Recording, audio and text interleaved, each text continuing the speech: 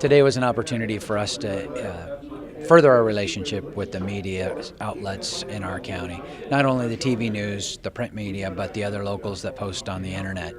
Great opportunity for all of us to put a face with the name and to show them some of the tools that we use to train our folks, including the firearms simulator, which really involves some serious decision making as to whether to shoot or don't shoot and how to handle situations.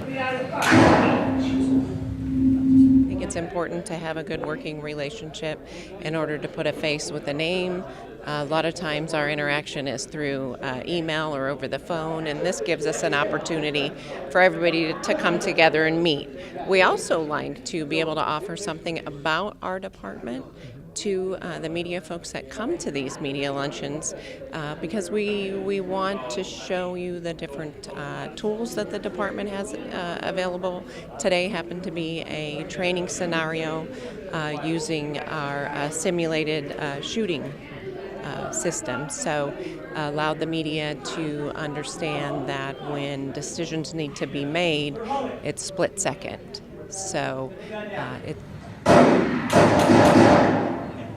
we do this every year where we invite local media. And today we had a great turnout.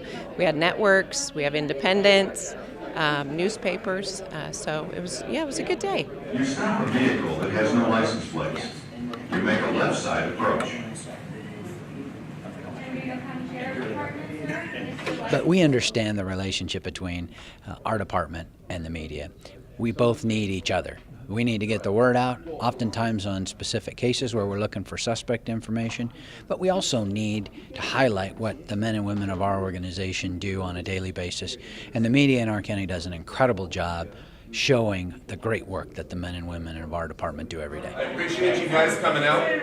We want to continue to have a luncheon with you guys once a year. And I think everybody learned something today.